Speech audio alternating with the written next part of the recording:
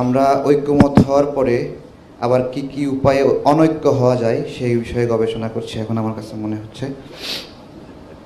তো আমাদের যে গণভোটের বিষয়ে কথাটা হচ্ছে,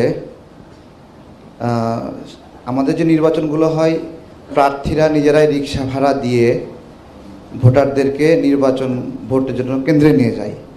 এখন যে গণভোটটা হবে এই গণভোটে প্রার্থী তো নাই, সরকার রিক্সা ভাড়া দিয়ে ভোট কেন্দ্রে নিয়ে যাবে কিনা, যদি নিয়ে না যায় তাহলে কত পার্সেন্ট ভোট পড়বে, সেই ভোটটা মানে গণভোটে অংশ নিল এই সংখ্যার চেয়ে গণভোটে অংশ নেয়নি এই সংখ্যা যদি বেশি হয় সেইটা ফ্যাসিবাদের আত্মবিশ্বাস বাড়ায় কিনা। শুধু তাই না, গণভোটে যদি এই রকম হয় যে এখানে রাজনৈতিক দলগুলোর তো আলাদা ইন্টারেস্ট সেইভাবে থাকবে না, বা সামগ্রিকভাবে কেন্দ্রীয় দলের থাকলেও প্রান্তিক পর্যায়ে একজন নেতা তার কোটি কোটি টাকা ব্যয় করবে কিনা এরকম না থাকলেও আমাদের এই গণ অভ্যুত্থানের বিপক্ষে যারা, তারা যদি বিনিয়োগ করে না ভোটের জন্য, সেই ক্ষেত্রে আমাদের অবস্থা কী রকম হবে।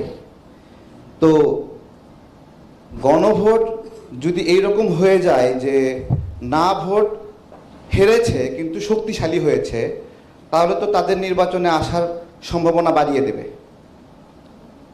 যে এতগুলো মানুষ সমর্থন করেছে তাদের নির্বাচন থেকে বাইরে রাখবেন। তো এই জায়গা থেকে আমাদের কাছে মনে হয় যে গণভোট এবং নির্বাচন একসাথে হলে নিরাপদ নির্বাচন হবে বলে আমার কাছে মনে হয় সামগ্রিকভাবে। এবং